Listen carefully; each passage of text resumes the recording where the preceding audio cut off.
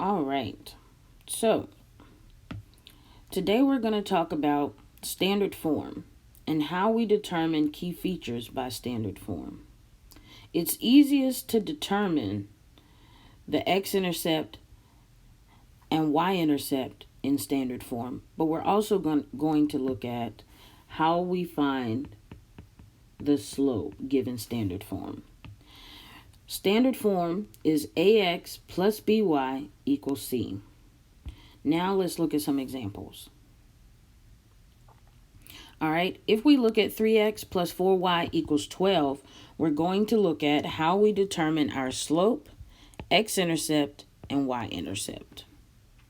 First off, to determine the slope, we've talked about this before, but I'm going to remind us because it was at the end of last week.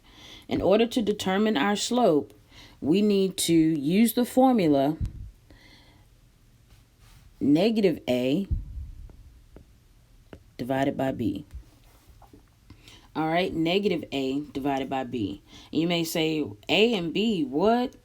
Well, notice up here, remember, our formula for standard form is ax plus by equals c, where a is the coefficient of x and b is the coefficient of y. So if we look at example 1, note that our a is 3 and our b is 4.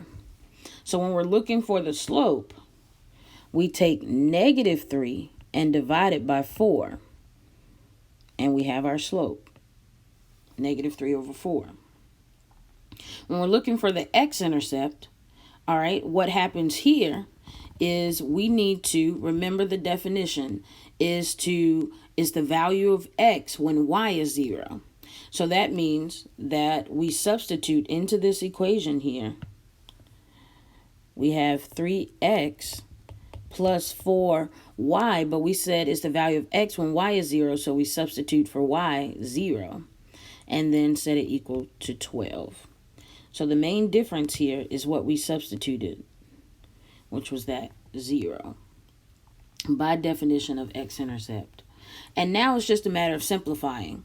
All right, this cancels out because it's 0, so we're left with 3x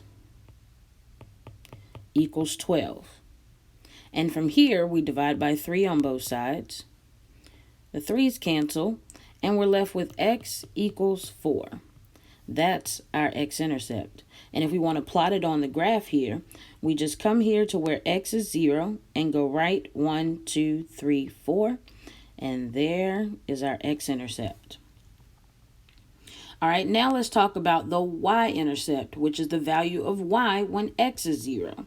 Therefore, we're going to substitute for x, 0. All right, so that'll be our 0. And plus 4y equals 12. Since we substituted 0, we know this is going to cancel, and we're left with 4y equals 12. Divide both sides here by 4, and y is equal to 3. So our y-intercept is 3. So we come here to where y is 0, start there, and go up 1, 2, 3. And there we have it, our y-intercept.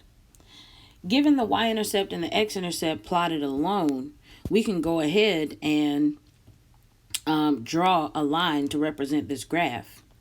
Notice that if we were to come down and to the right from one point to the other, we come down 3, changing y, and right 4, changing x, which gives us our slope, which we already talked about, negative 3 over 4.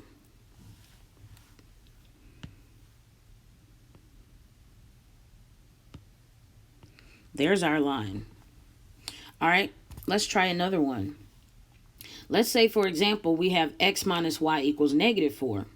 All right, here we need to note what our a and b is.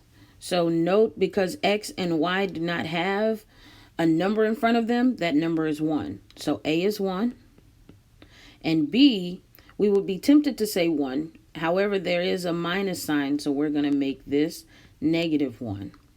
So when we're finding our slope, we take negative a, so negative 1, and divide it by b, which is negative 1, and that becomes positive 1. So that's our slope.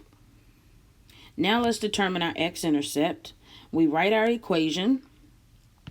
So we have x minus, but instead of y, remember we need to substitute 0 equals negative 4. All right, so since that's 0, that's out the picture. And now we have x equals negative 4. And that's our x-intercept. If we come here on the graph to plot it, come here, start where x is 0, and go left 1, 2, 3, 4. That's our x-intercept.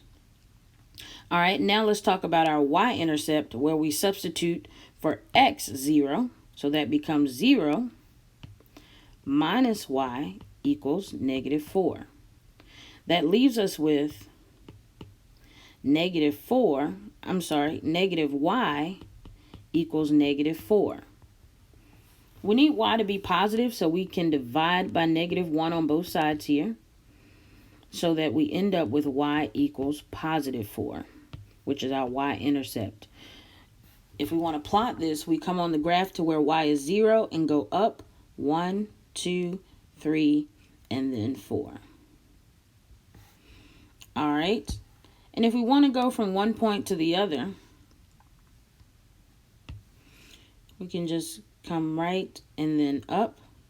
Notice how we go right 1, 2, 3, 4, and we go up 4, changing y, changing x.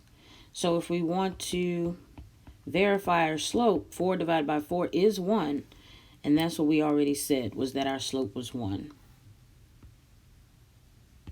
Now I want you to complete the last example, bring it to class, and we'll talk about it. Have a great one, guys.